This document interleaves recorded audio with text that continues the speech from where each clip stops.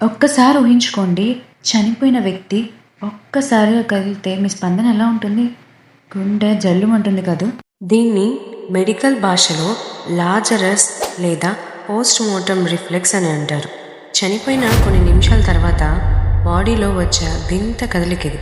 అసలు ఇది ఎందుకు జరుగుతుందంటే, మన మెదడు చనిపోగానే వెన్నుముక్కలు అంటే స్పైనల్ కార్డ్లో ఉండే కొన్ని నరాలు అప్పటికింకా యాక్టివ్గానే ఉంటాయి.